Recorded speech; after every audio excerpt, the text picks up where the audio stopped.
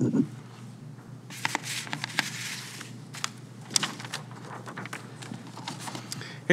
good afternoon, ladies and gentlemen, and welcome to the Governance and Priorities meeting for March 6th. And welcome to all our lovely people in the gallery and those that are watching via the town's live stream. Before I call the meeting order, just the FYI to members of the council, March 8th, which is 2 days away, is the International Women's Day. So it is an opportunity for us to celebrate and recognize the many achievements and contributions that women have made in our communities, in our province, and our country. And most of all, the contributions and achievements, improvements that they made in ourselves. So if you have the opportunity, make sure you take that day to recognize those females in your community, in your lives that have played a huge impact in who you are today. Members of council, there's the agenda before you. Deputy Mayor, please. Mr. Mayor, I move that the March 6, 2023 Governance and Priorities meeting agenda be adopted as presented.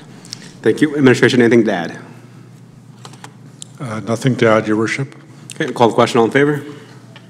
That's carried. Moving on to number 3 is the public input session. This is the time that we allow residents to address and talk to council about anything that's not on the current agenda.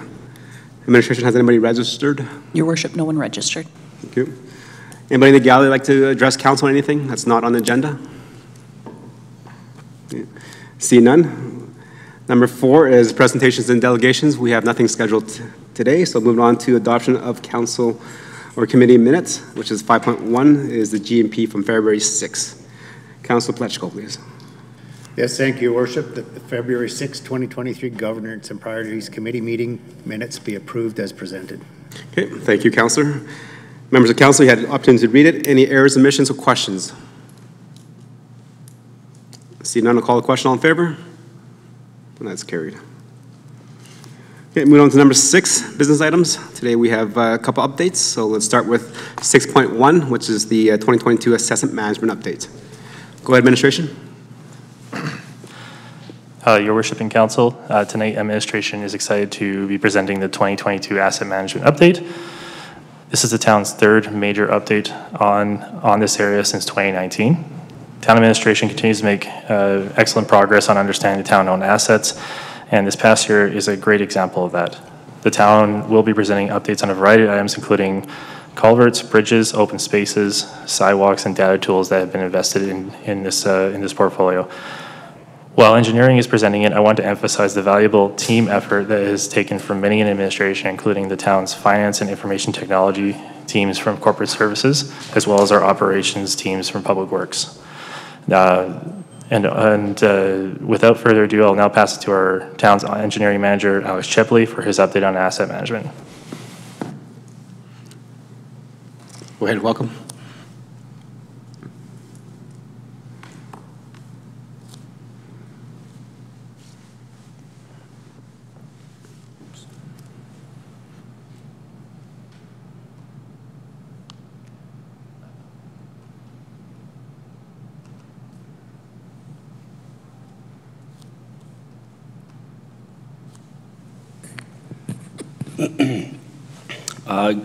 Good evening, Your Worship and members of council. I am Alex Chepley, the manager of engineering, and this evening I get the privilege to present to you an update on the 2022 asset management program that several departments in the town of Stony Plain worked diligently on last year to build a robust and accurate understanding of the assets the town owns, what condition those assets are in, how to manage and maintain them, and provide the town residents and businesses the best level of service possible.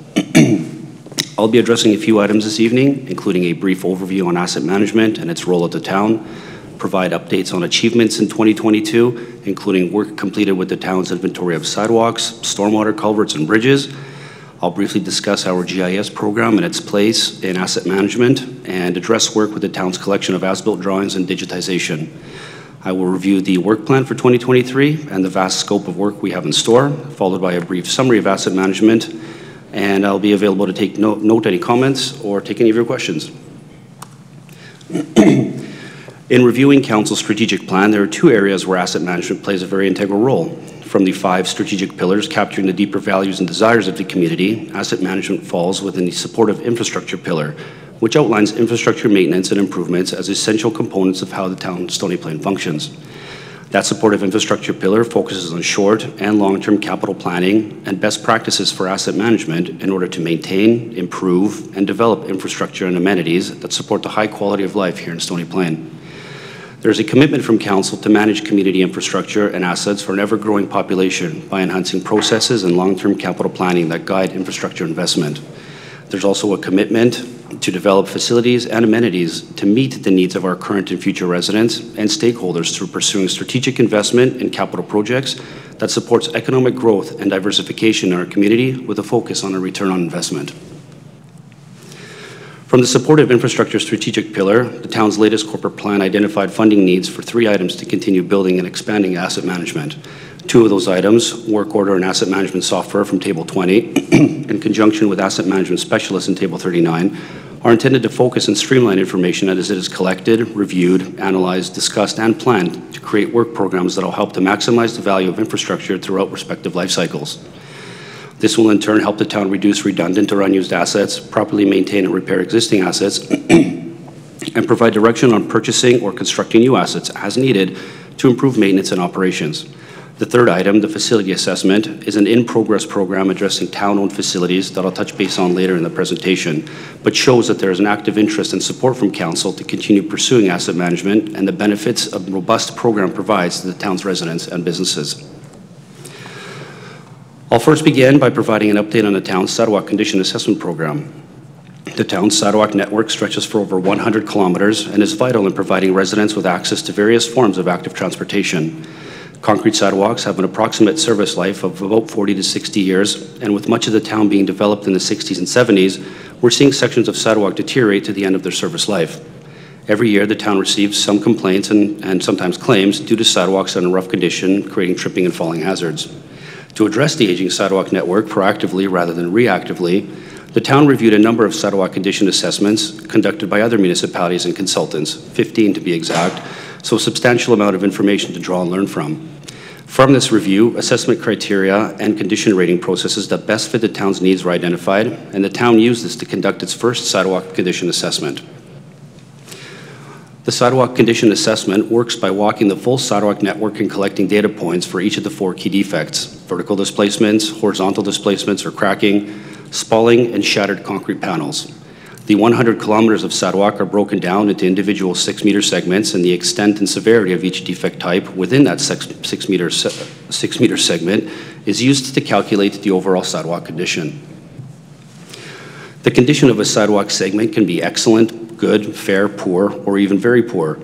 On the far left in dark green, you have an example of an excellent condition rating showing new or like new sidewalk, and on the far right is an example of very poor assessed sidewalk segment, and it being at the end of its useful service life. The examples of poor and very poor are similar in terms of defect severity. However, the very poor example has a larger extent of the segment being affected. In 2022, there was a significant amount of work on the front end with creating the condition assessment system and building out the GIS applications to complete the work. Because of this, only 1/3 of the sidewalk network was condition rated. The remaining 65 kilometers will be assessed this year in 2023, and this full assessment will be completed every year, on a 5-year cycle. On that 5-year reinspection anniversary, we anticipate sidewalk networks inspections to be completed within 1 season. As mentioned before, the processes would already be in place, and now it's basically the speed of the assessor that dictates how fast the inspections are completed. Here's what the end results look like. You can see on the right a screen-captured image of a section of the Forest Green neighborhood from our internal dashboard viewer. This being one of the town's older neighborhoods, we can see a larger quantity of fair to very poor sidewalk segments. When a poor or very poor segment of sidewalk is identified, there's a photo of that section taken and linked to the GIS map. This allows for reviewing confirming conditions and can assist in reducing inspection redundancies, help confirm conditions if there are complaints from the public, and begin the process of discussing maintenance, rehabilitation, or replacement programs. Additionally, with this output, the town is able to understand current levels of service, better steer capital planning, and proactively mitigate safety hazards for active transportation users. Next, I'll transition to discuss the town's inventory of culverts and the condition assessments conducted. Here you see a collection of culverts at various locations around town, and all of them requiring a different level of attention. In most instances, functionality can be improved by addressing items at culvert ends, such as adding armoring to reduce or eliminate scouring, which you see in the bottom middle picture, placing new fabric and riprap to inhibit vegetation or clearing of vegetation, or clearing of vegetation to prevent choking of the culvert opening. The town recognized the need to create an asset inventory for culverts back in 2020. Prior to this, we didn't really know the full extent of how many culverts or what type of culverts existed within the town. In 2020, 286 culverts were located and surveyed, and attribute information was updated in the town's GIS database. In 2021, we continued with updating our inventory, and another 216 culverts were found. Provincial condition assessment guidelines were modified to create a basic internal inspection guideline. And then in 2022, our focus was on updating and expanding upon these internal guidelines to create a robust and practical program that would feed our operational work plans. The reason for modifying the provincial guidelines to better suit the town was that the provincial ones were meant for a specific classification of culvert called bridge culverts. These bridge culverts are culverts that span 1.5 meters in diameter or larger and usually convey higher volumes of flow. Inspection and condition rating criteria for these bridge culverts are very detailed, intensive, and look at specific structural components that are not relevant to a standard culvert. Looking at our own inventory here in town, over 95% of our culvert inventory doesn't categorize as a bridge culvert, thus the need to create our own internal inspection program. The town's internal condition rating process starts with the use of a GIS application that can be downloaded onto any handheld or mobile device. The inspector conducts the inspection while entering in the criteria in the app, which is then uploaded to the town's cloud-based GIS system. Software has been written that automatically takes the field inspection ratings and calculates the overall condition, which is then in turn updated real-time to the town's internal dashboard, shown on the previous slide. When maintenance or rehabilitation work is completed to address deficiencies with the assets requiring attention, crews enter the completed work into the same data collection app, and the conditions will automatically update to reflect the improved condition.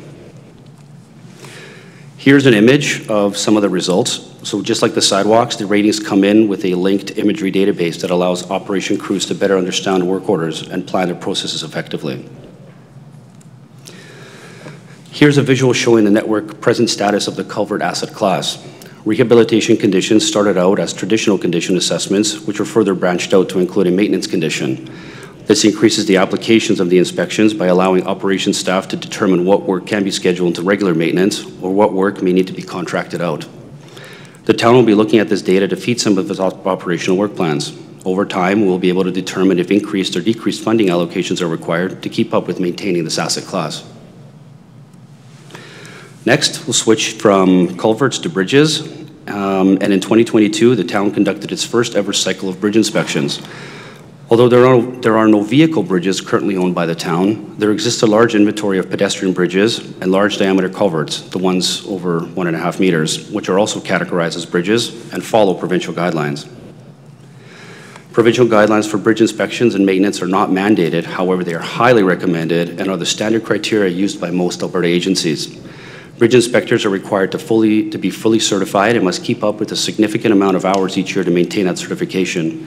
For these reasons, the town acquired Associated Engineering to perform the inspections and provide the town with a bridge management plan, a document highlighting the required maintenance and replacement spending to keep the bridge inventory at an acceptable and safe level of service. In total, 38 structures were inspected, 18 pedestrian bridges and 17 bridge culverts. At the time, the town was having difficulty receiving feedback from CN Rail regarding ownership and maintenance responsibilities, and therefore 3 additional bridges belonging to CN have been inspected and identified as their ownership. All of these structures have had limited inspection since their construction, and as such, required proper examination to fully determine maintenance or repair requirements. The results of the inspections will provide insight into required maintenance programs on the bridges and identify expected costs.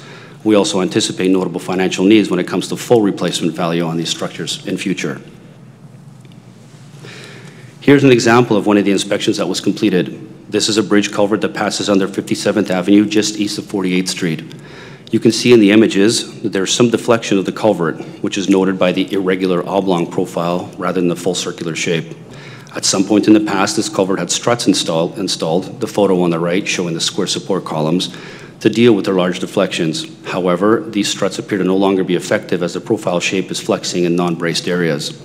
Struts are normally a last resort, and the inspection of this structure found that a full replacement within the next 1 to 2 years was warranted.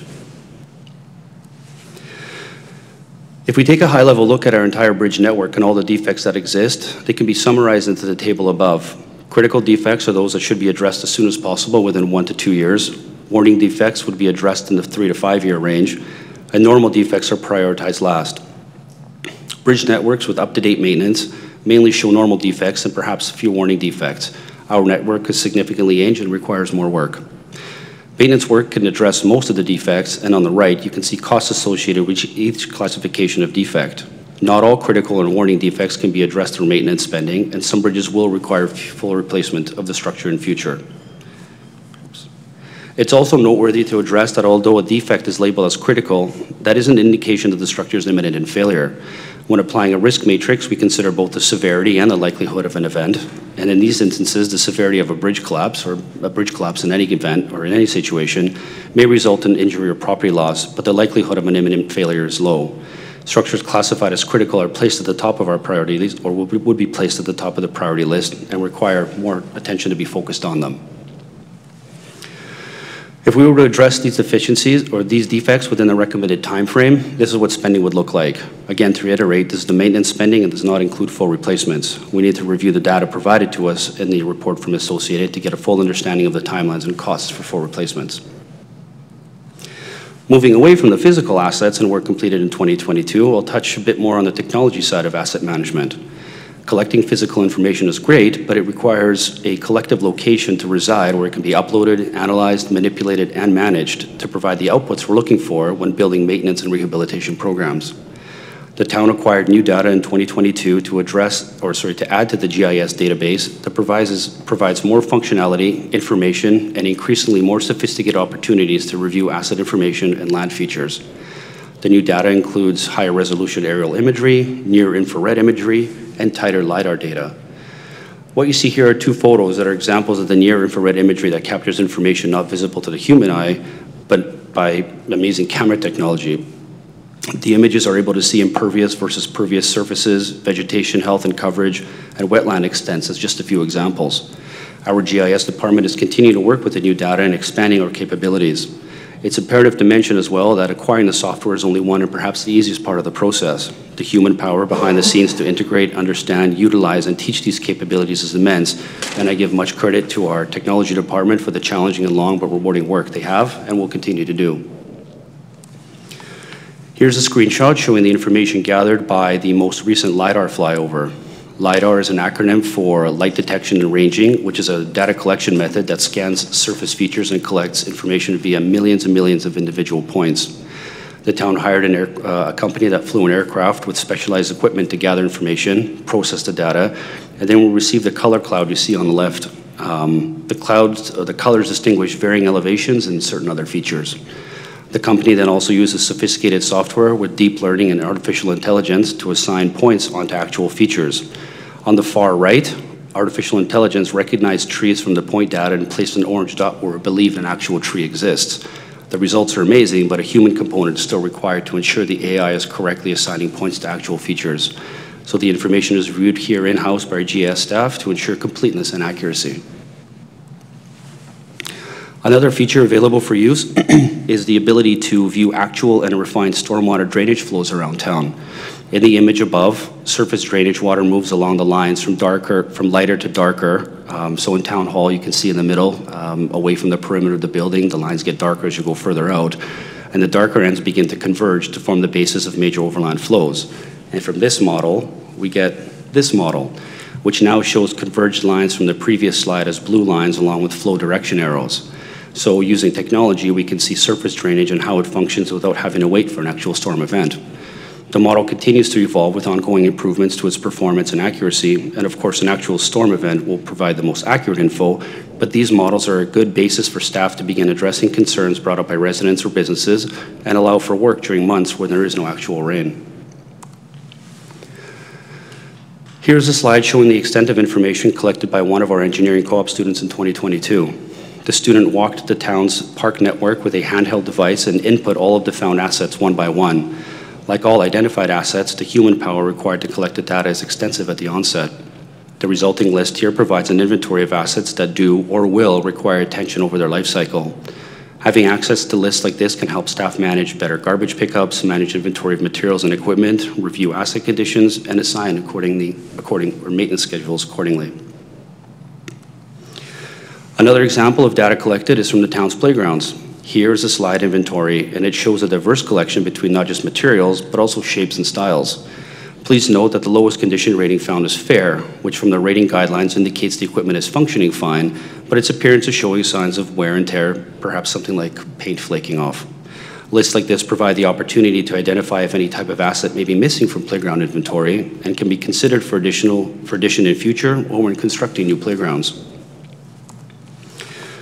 In 2022, engineering co-op students also reviewed and scanned the town's large inventory of paper drawings into digital versions.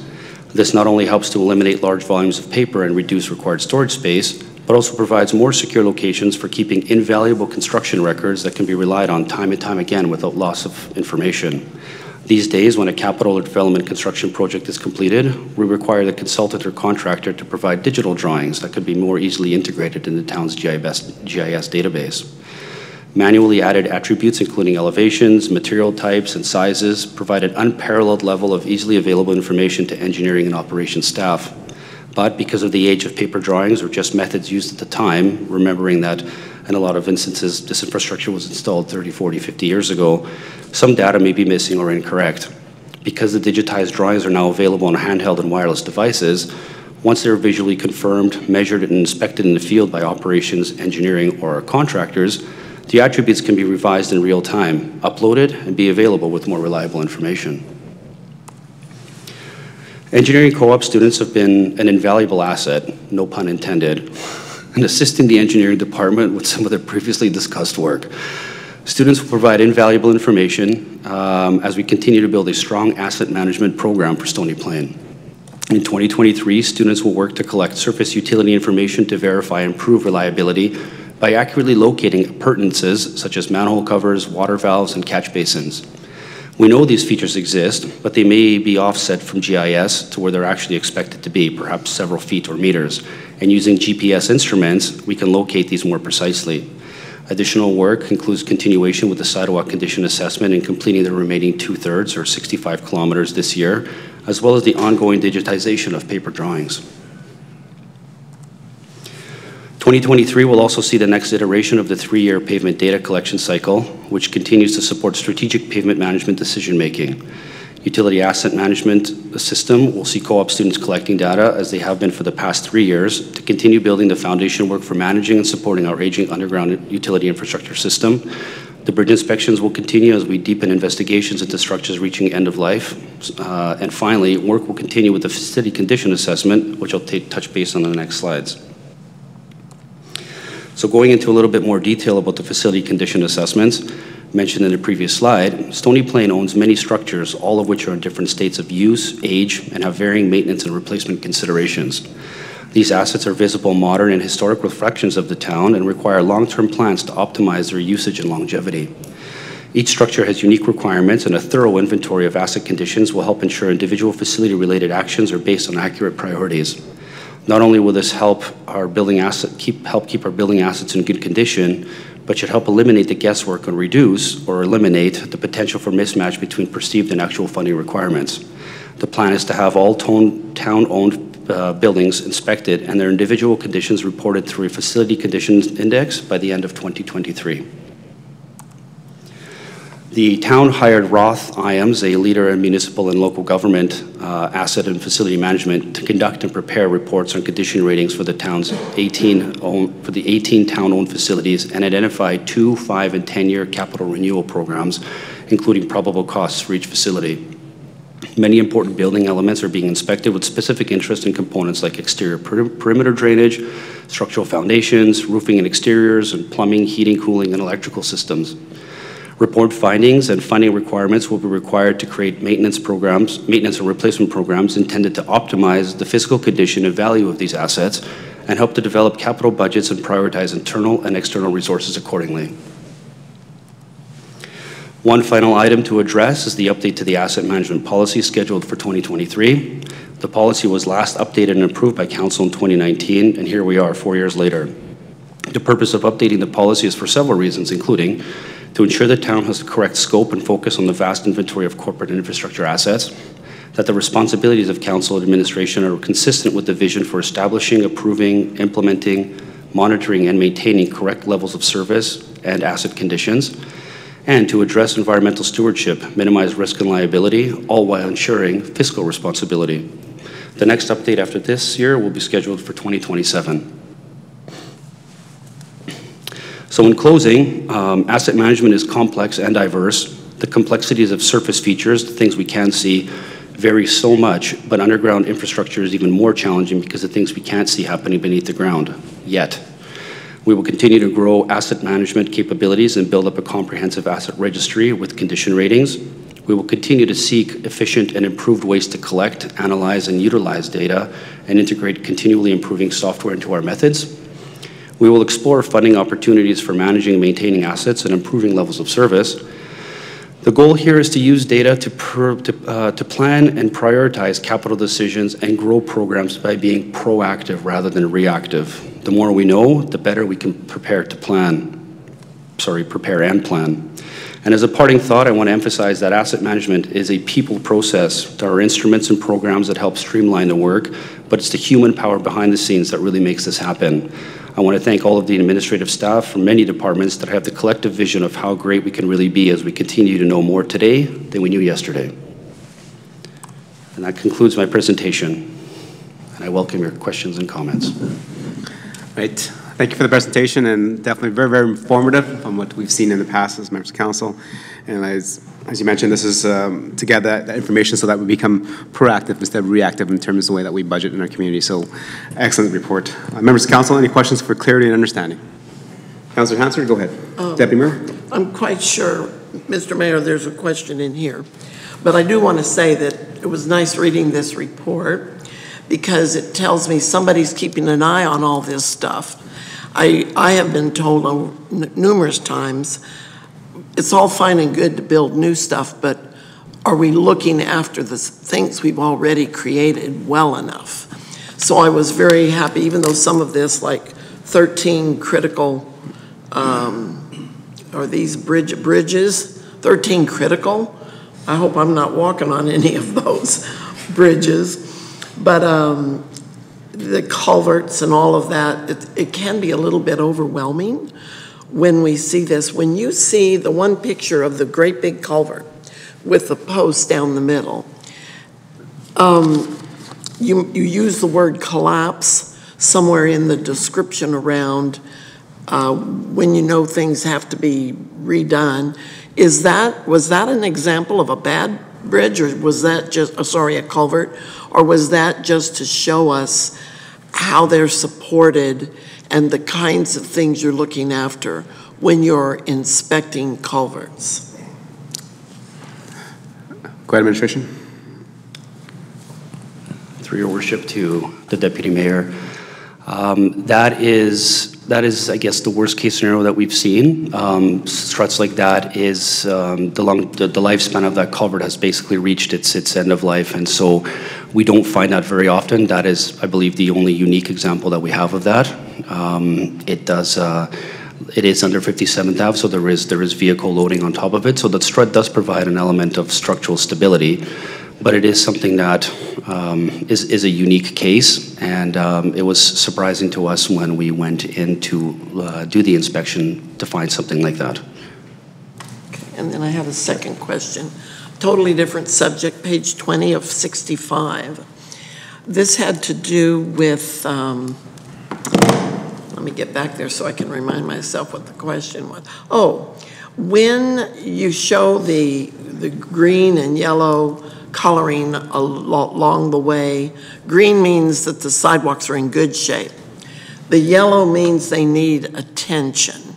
I was really quite surprised that Forest Green seems to be rather brilliant yellow. So that means that we have a lot of old sidewalks there that need looking after, correct? Through your worship to the Deputy Mayor, that is correct, yes.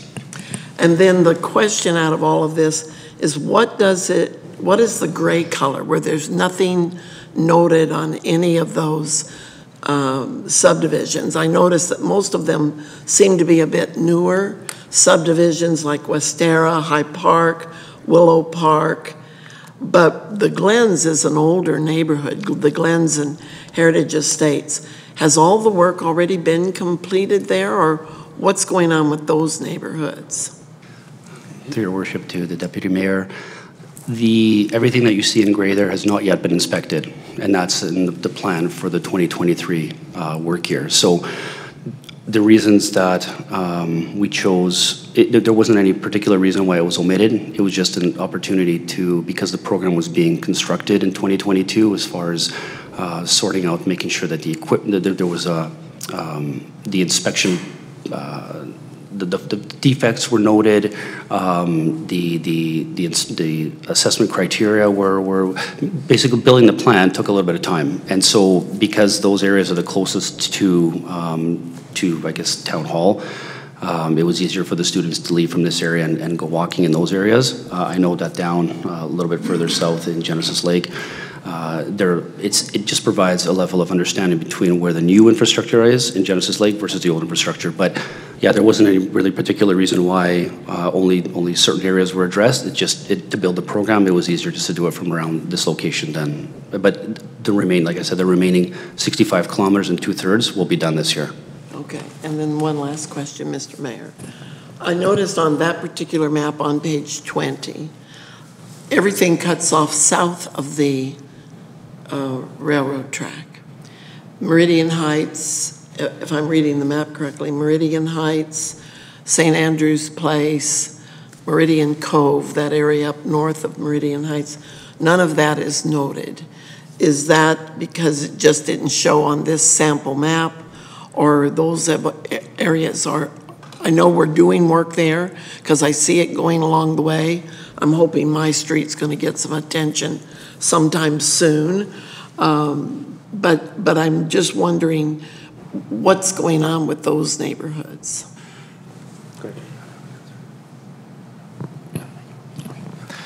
Through your worship to Deputy Mayor, thank you for the question. It's mostly, the reason for the image the way it is just to provide a little bit of clarity of the broad view of the picture. Those areas have not been left out of the program. They are indeed in part of the program as we were doing the whole town. Okay, so if anybody is listening or reads this and has questions, if they come to the town, someone can answer questions for them about whether their sidewalks have been inspected and whether they're in excellent, good, fair, or poor condition. Your worship to the Deputy Mayor, that is correct. If someone contacts the town, we can certainly give them an update as to where the progress is on ridding their sidewalks. Okay, thank you very much. Okay. Thank you, Deputy Mayor. Councilor Laurie. Your worship, just a couple of questions. So first of all, in regards to the sidewalk condition assessment, what I didn't see noted in here was our trails. Now, if memory serves me right, our trails were done on a separate one. Is that correct? Your worship, through the Councilor Laurie, yes, that was in a previous update in a separate program. Excellent. So all in all, these do tie into the same program, but it is already completed. Your worship, through the Councilor Laurie, that is correct. They're the different asset classes, but we're using the same resources sequentially to address them. Excellent, thank you. The next question on the sidewalks is you mentioned that they were divided into 6 meter segments. I'm just curious where the 6 meters comes from. Thinking about a standard property width, it's usually more than 6 meters. 6 meters translates to just under 20 feet. So when I'm thinking, you know, a reasonable assessment is what would be the width of an approximate amount of sidewalk in front of a singular residence. 6 meters to me seems a little bit short. And I'm just wondering from a data loading perspective or what the reasoning is, I guess, behind that measurement. Through your worship to Councilor Laurie, the 6 meters is kind of an odd number, but it's actually based on the standard width or length of a sidewalk section. So sidewalk sections are divided into 1.5 meters on usually with the construction joint at 3 meter lengths. but the 6-meter length just took a little bit extra, two sections of sidewalk into consideration. It was an easier number to work with than just a single 3-meter section. That would just be too much data. So the 6-meter section was used. It is an odd number, but each individual sidewalk panel is 1.5 meters long. So it's actually 4 sections of sidewalk that make up 6 meters. Okay, thank you. And just one more on that, and then just one other question. So in regards to that 6-meter segment, as we talk about the asset management and continuing financial planning for the capital replacement, what's the cost to replace a 6-meter segment of sidewalk?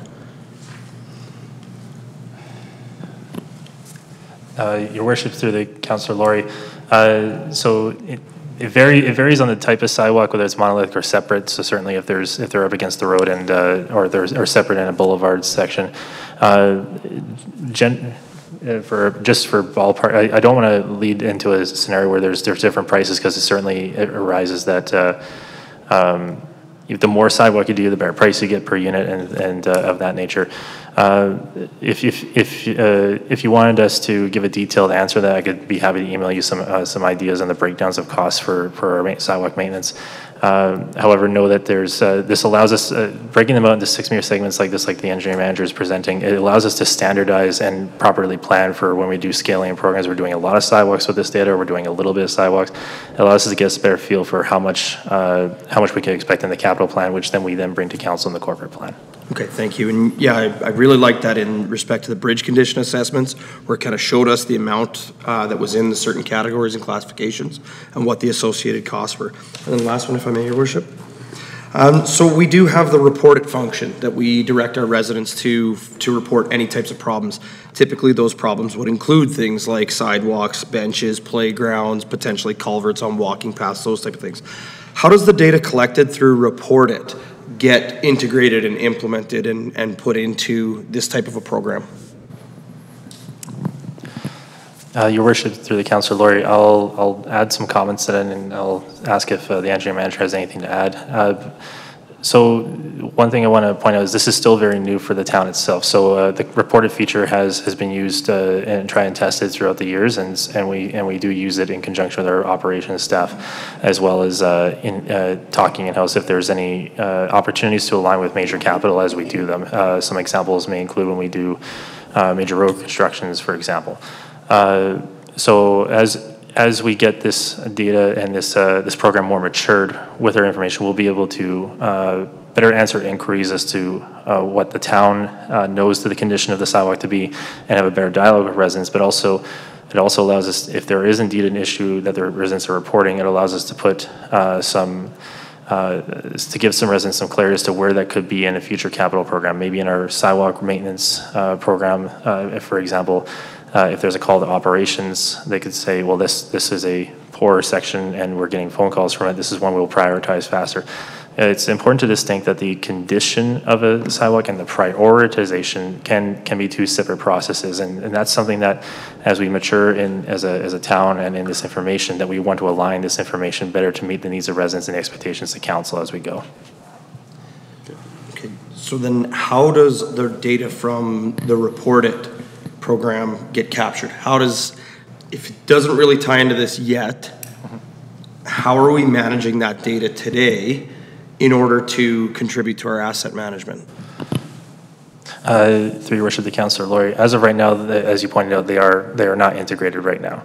Over time, we will be utilizing this information with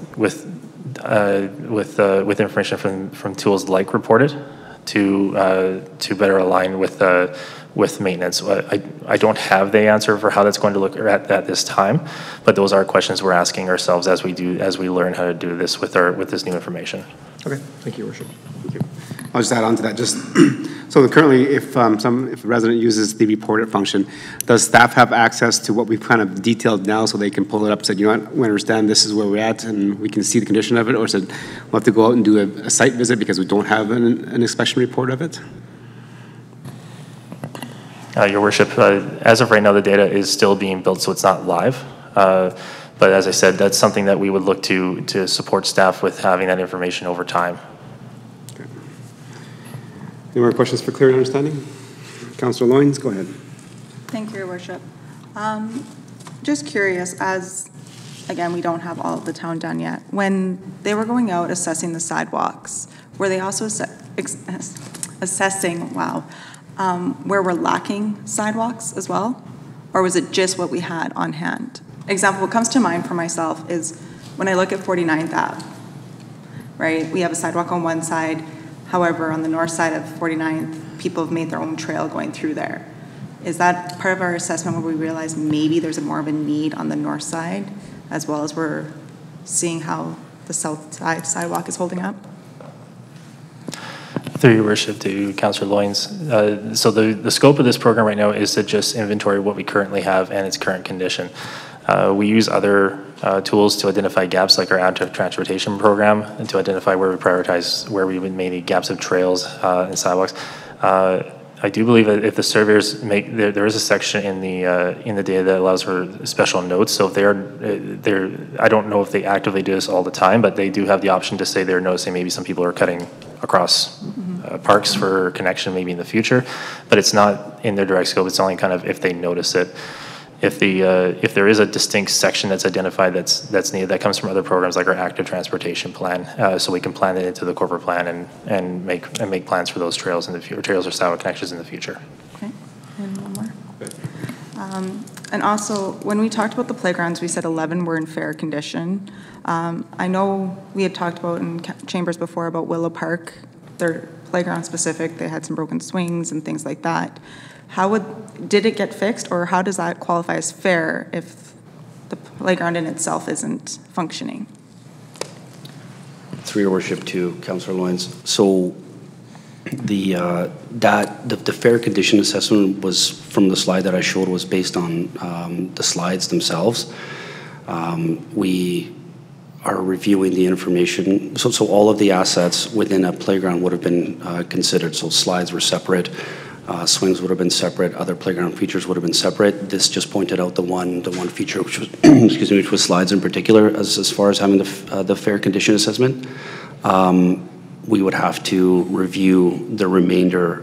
This information was just collected last year, and so we're at a point right now where we can start reviewing and what that looks like. I don't have any. Perhaps the general manager has more insight into how this would get integrated into a program. Your Worship, if I may, just a quick comment there, because I think I recall the incident or the concerns being brought forward. So, I think just bear in mind that when the staff are out there doing these inspections or these investigations or whatever we want to call them, when they're reviewing these sites, it is a bit of a snapshot in time. So certainly, 3 weeks later, a swing could get broken or something could crack or fall or what have you, and we could get notified of it. And so that would be more of a operations side of the world. So the operations teams would kick into gear and fix the concern that was brought forward, and hopefully then and it would be fine for a long time after that. But these tend to be more of a fixed point in time. And they're looking at certain structural things and so on. And if something changes after the fact, then it would be addressed through operations. So I'll just stop there, Your Worship, a bit of a translation of some of it. So. Anything else? No, that's everything. Thank you. Okay. Councillor Paleckis. Yes, thank you, Your Worship, through to administration. As I read through the reports, I get excited as I see some planning for the future within our community that has never been there before. And I think it's important that we look to the future to know what it is that we need to be able to maintain the current assets that we have in our community. As I read through the report, it appeared to me that you tied culverts and bridges together. Is that correct? Through your worship to Councillor Paleckis, yes, that is correct. Bridge structures, although it sounds counterintuitive, bridge structures, culverts that are over 1.5 meter diameters are classified as bridges through the province.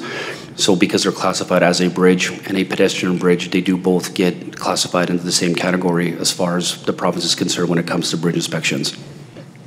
Thank you. And as I read through the report, I went to the facilities portion of it and the parks portion of it. And one of the things I noted that I don't see any talk of and you can help me to understand, is our current rink system that we have out there part of our facilities?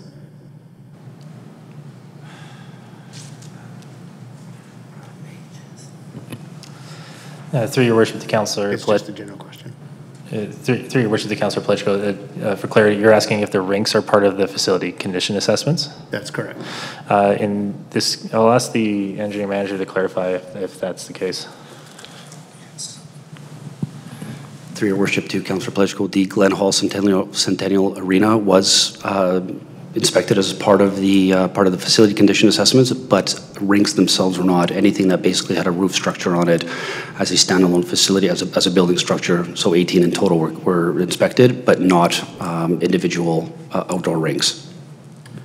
So I'll further my question then. I'm just wondering why the rinks would not be included in a facility maintenance. It's a part of our structure, it's part of our assets, and they are in, lots of them are in great need. Some of them do have existing buildings where they can go and they can change. There's shacks there and stuff like that. So some of them have asphalt, some of them have just grass, and some of that is in great need. So at what portion of this asset management will they become part of it?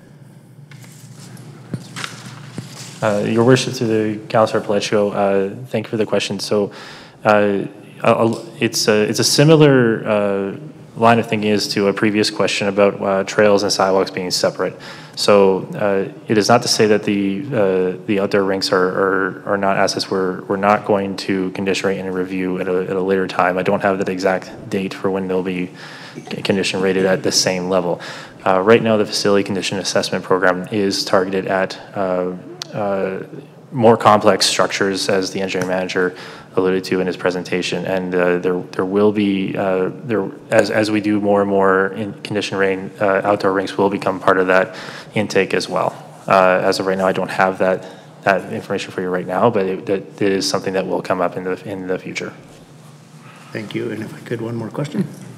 Yes, thank you to administration again. As I read through the report, I see there's going to be 2, 5-year, 10-year capital requirements for some projects and stuff like that. What I'm wondering is, will there be contingencies set up for future as well? So we know that we have, and I'll pick the culvert section, some that are critical and some that aren't so critical. We know that there's going to be a cost associated with that coming down the road. Will that be part of our budget planning process in years to come? Through your worship, to Councillor Pledgko, certainly when we get this, just broadly speaking on asset management, but also tying to the culverts, as we find new information on existing assets that will require action, we work that into the corporate plan over time. So this is we bring this information forward for council to show that we are finding some things to pay attention to, but some items that we're with the town administration are finding the assets are in the state they are in right now, and we work within the bounds of the corporate plan to bring those forward as needs that we would like council to consider funding over time. So as this information comes in, we make efforts to make sure that they're captured in the corporate plan so that they get actioned in accordance with their expectations. Thank you. Any other questions for clarity and understanding? Okay. Seeing none, just looking at page 31 of 65, just looking at a couple of the culverts. So, in terms of the culverts that have the vegetation that's grown around that, is that an easy maintenance fix for us? Your Worship, the vegetation at the culvert ends, yes, it's generally an easy fix. It's just a matter of cutting the vegetation down. In some instances where there's vegetation perhaps overgrowing around the culvert end, in some of those photos, there's riprap, which is basically the cobbles, the sized rock that's around the outlet. Those cobbles are used to hold down fabric that prevents any vegetation growth from coming What we're trying to do with so we lay down fabric over the top of the culvert and then we put riprap on it, not only to armor the end of the culvert, but also to keep it in place, but it prevents vegetation from popping up. And so in some instances, some of the fabric may have to be replaced and then the riprap on top to hold it in place. And in other instances where there's vegetation just growing at the end of the culvert, it's a matter of manually removing that material there. So another question, in terms of the bridge assessment update on page 28, there's a photo of it. In terms of vegetation underneath the bridges along the waterways, in the past, administration has provided feedback that there be a certain setback from the creek that we do not mow so that we protect the slope of the water there and also allows wildlife and natural environment to grow up there. Looking at the picture there, it looks like it might be a detriment to the foundations of the bridge itself. So is the administration looking to change that philosophy where we start mowing right back down to the edge of the water, or are we still going to come back 2 or 3 meters to allow that vegetation to grow and provide that kind of natural growth area within our community? Your Worship, thank you for the question. So when we do these bridge inspection reports, they do come with each bridge gets its own set of recommendations, and they can be outlined with everything from simple maintenance like bridge clearing to like you said, vegetation clearing that may support future maintenance alongside the bridge. And when we get those recommendations and we look alongside where those areas where we have naturalized areas versus clearing, and we work, those are dialogues that we have with our Parks and Leisure staff about what we can do and what we should do for the bridges and around there. There is a lot to learn when we go through these the first time, and we do need to balance the needs of what comes from the bridge reports of what our staff can do in and around those areas and see how we can make those work. I don't have a specific answer for this specific bridge at this time, but those dialogues, because we do these inspections and because we get support to look into the questions that you brought forward, it does make our maintenance programs and our overall approach to these things much stronger. In terms of the bridge conditions, also on page 31, I think Councillor Hanser mentioned that earlier in terms of the pillars holding up the culvert on 57th Avenue. I remember myself as a child growing up in this community, I played in a lot of the sewers and culverts as Teenage Mutant Ninja Turtles was popular at that time when I was growing up, and we explored a lot of these. But with that being said, you're absolutely right, there was no pillars back in those days when I was running through those culverts and stuff. I was probably about the same height as I was now than I was back then, so it probably didn't hit my head. But I noticed that it's caving in. So you said that's kind of almost ready to fail. That's on 57th Avenue. So when you guys did this, what's the approximate failure time for this? Like when is this a dire thing that we need to do ASAP?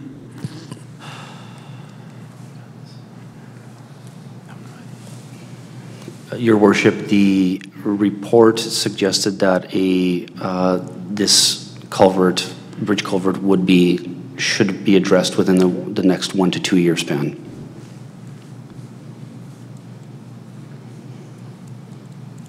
Okay.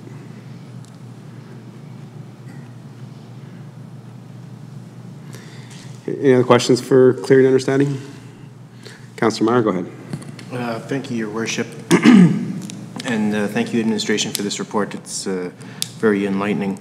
I'm just curious, looking at the sidewalk one, I'm thinking back to our report that we received on our pathways.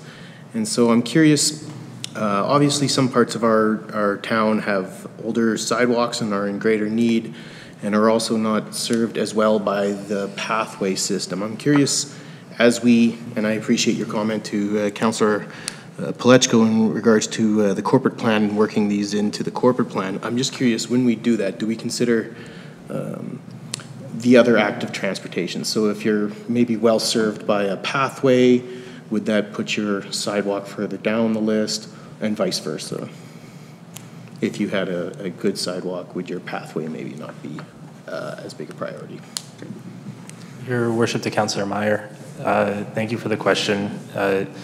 So I want to talk about it a little higher level here. So when we're talking strategic alignment with condition data and the corporate plan, we do look at ways to ensure that it's, similar programs that could be beneficial to an area are aligned as much as is possible. So if there is a trail connectivity program, say in active transportation, where we know that the connecting sidewalks may need some rehabilitation to make the program better, then we certainly try and align those two, what would be normally independent programs, so that they're working together to maximize the use. And that having this information allows us to make those decisions. A good example of this is actually the project on Oatway with the art installation.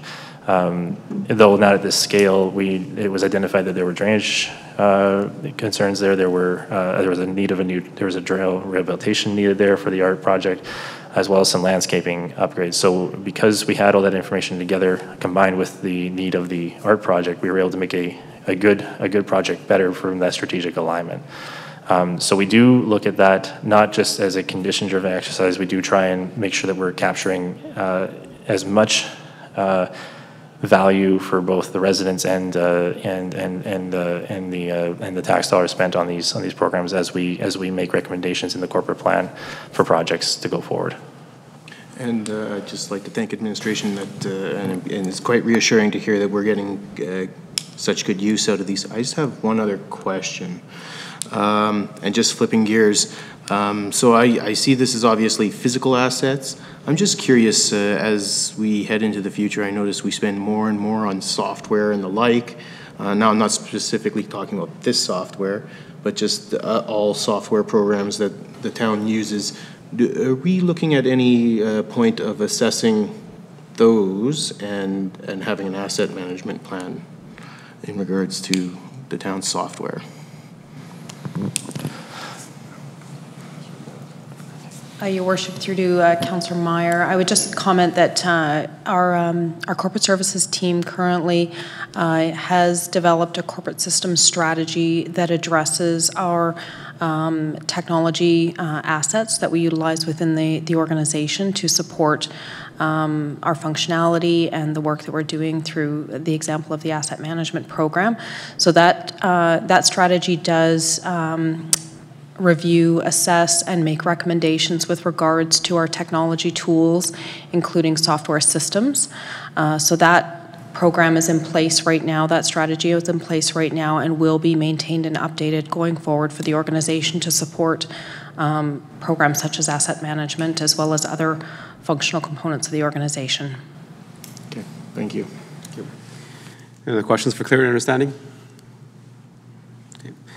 Just another question regarding kind of the culverts, et cetera. I think this is a great tool for us to have, and I think going forward with Town Stony Plain, we'll be lucky to have this as we kind of plan out the future and the repairs and maintenance. In terms of the culverts and the waterways that we have in Town Stony Plain, I don't see any mention about the maintenance of those waterways. So my question is, how often do we maintain and dredge those waterways like Whispering Waters, Adam Creek, and all those areas that walk through town that take stormwater and surface water outside of our community? Your Worship, with respect to the dredging, or I guess to talk about waterways in general, those are things that are actively monitored by two departments of Parks and Leisure staff and infrastructure assets. I believe the last time we dredged the creeks was, and I'm going off memory here, pardon me, I believe it was 2020 or 2021, and they're actively, I guess, inspected by staff to see if any additional work is needed. I don't believe there's an annual cycle that we do a full dredging. It's only as needed or as reported. That's something I could certainly go find out and circle back and give council a more formal answer on, though. I appreciate that. I think many of us were around in 2019 when we had those two torrential floods in July, and some of that was due to the backup and also culverts being blocked, et cetera, and also the fact that over time sediment does build up, garbage does build up, even the natural areas where dead grass comes to to the entrance of the culverts. That creates that blockage there. Right? If we're not on top of that, then we have the increased risk of overland flooding within our community. Any more questions for clarity and understanding? See none. Councillor Loynes, please.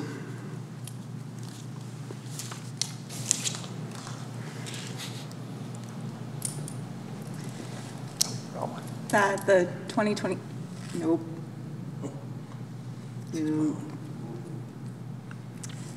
That the 2022 asset management update be accepted for information.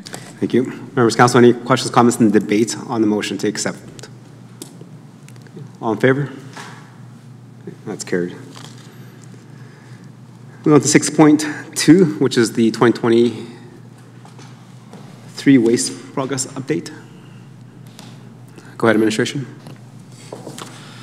Your Worship and Council, tonight we have the town's infrastructure assets manager here to present updates on the solid waste portfolio. This presentation covers a lot of ground in the solid waste management of the town, from diversion, traditional solid waste, shred it, and the recycle center.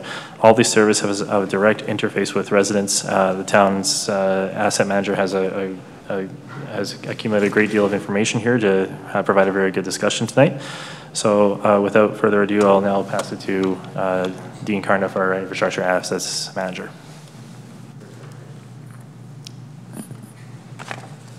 Thank you, Your Worship and Council, for the opportunity to present a progress update on the waste utility.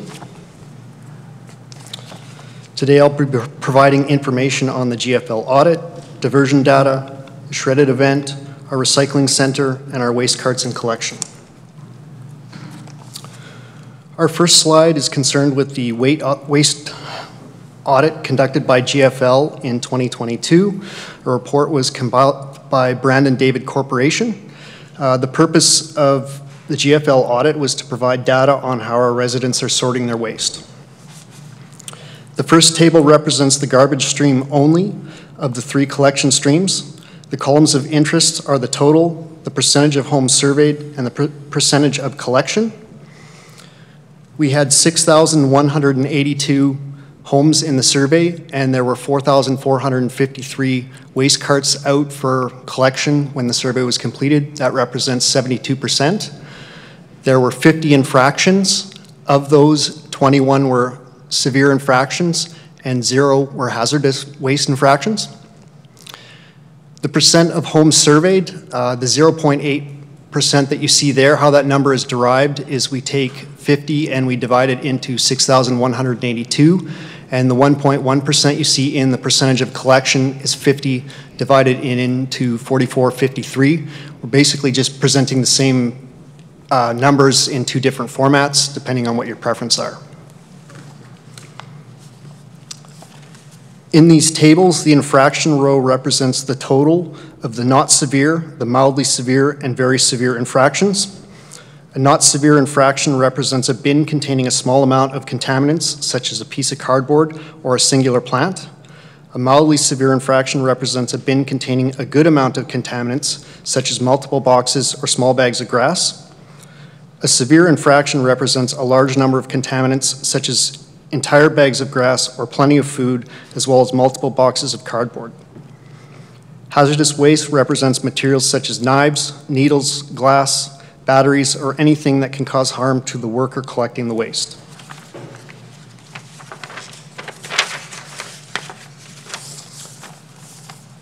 This slide focuses on carts collected for the organic stream only.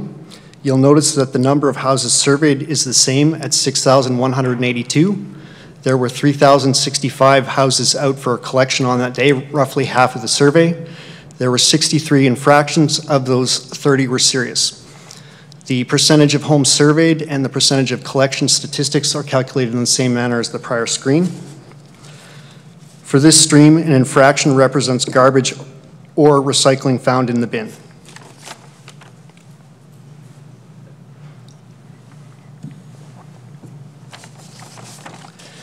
The third slide focuses on the recycling stream only. You'll notice that the same number of houses are surveyed at 6,182. There were 2,050 houses out for collection during the survey, representing approximately a third. There were 104 infractions. Of those, 65 were serious, and there were no hazardous waste infractions.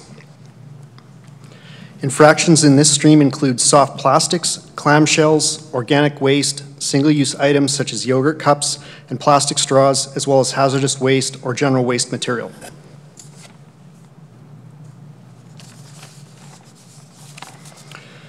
Diversion data was requested by Council in the past month, so we're using this opportunity to present some comparables to Council. Stony Plain had a 48% rate of diversion in 2022. That rate is based on single-family curbside collection. We had a 55% overall rate, and the 55 number includes diverted materials that were collected at a recycle center, so it'll be naturally a higher number. Spruce Grove had a 51.1% diversion rate in 2016, 47.6% in 2019, and 46.6% last year. Parkland County's rate last year was 20%. Edmonton had a 36% rate in 2018 before they had organic carts, and that's based on their single-family collection. In 2021, that number is 32%, and their total rate for 2021 was 27%.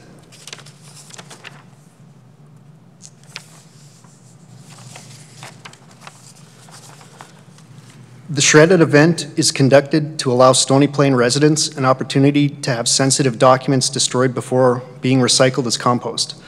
The event brings in a contractor to complete this service in addition to an incremental employee above the one employee at the recycle center. The event was completed last year on September 24th.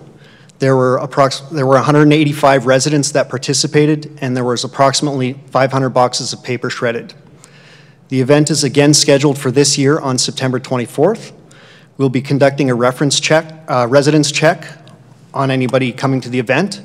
They'll be limited to approximately 5 boxes of paper each, and again, it will be a 4-hour event.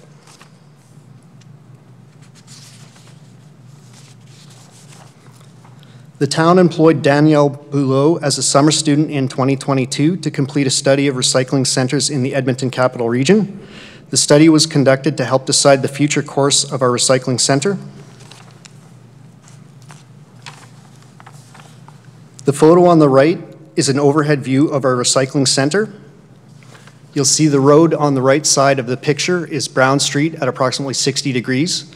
The site is bounded by 49th and 50th Avenue, which are not shown in the photo. In the top left corner of the photo, you have our Public Works Annex building. Currently, our center has one permanent part-time employee, which is a 0.7 FTE.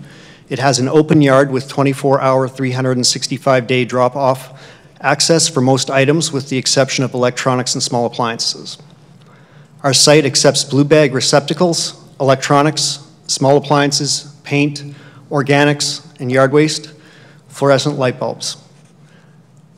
Items that are collected in other municipalities in the region but not collected by us are glass jars and containers, large appliances, extra garbage, furniture, household hazardous waste, scrap metals, tires, construction materials, styrofoam, and used oil.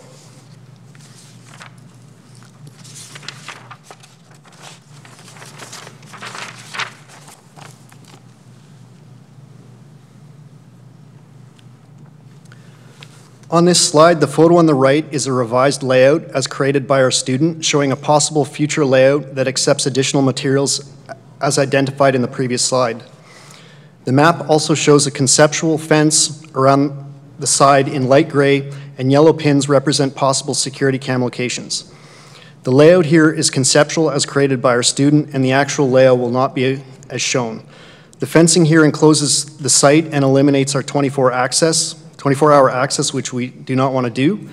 We would propose to enclose sensitive areas only, such as electronics, which suffer break-in attempts. We would hope to make a couple improvements for 2023 and 2024. For 2023, we would like to add tire recycling as a pilot project. It would be a no-cost implementation for the town. We'd like to add limited fencing and security cameras, as already mentioned. We would conduct that within our existing budget limitations. For 2024, we'd like to add household hazardous waste, potentially a scrap metals reuse program, potentially adding extra waste drop-off services, and adding styrofoam recycling and completing any fencing and cameras that we were unable to complete in 2023. This slide discusses our collection carts for single-family collection. Our current state, we have 240-liter garbage carts. Those carts are owned by GFL. We have 240-liter organics carts. Those carts are currently owned by the town. And we have blue bag recycling, where the residents supply the blue bags. The study completed by our student also identified that the town was the only municipality in the region other than Leduc surveyed that did not offer a choice in the size of waste carts to our residents. For a possible future state, I would like to clarify that a plan is not being enacted. This only represents potential changes. A change in service will be brought forward in the utility bylaw review and the fees and charges bylaw before any implementation takes place, if any changes take place at all. A future state could include 3 carts of 3 sizes, 120 liters, 240-liter, and 360-liter garbage cart options. Organics and recycling would not change. To do this, the town would need to determine charge rates for the new cart sizes, and the town would need to consider purchasing new waste carts. Next steps, council accepts the waste progress update. Implementation, administration continues to implement waste initiatives and reporting. Administration continues to report progress on an annual basis.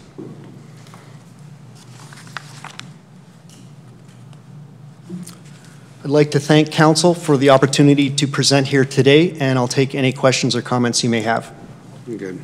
Thank you for the presentation, and appreciate to hearing the waste progress and the definitely kind of the update of the audit. It's actually kind of interesting that through that, I don't know if it was a day or a week or how long that audit was, but only 33% of households utilize the recycling program. So maybe that's an educational program that we can do as in terms of council and as a community to get more people involved in the recycling program.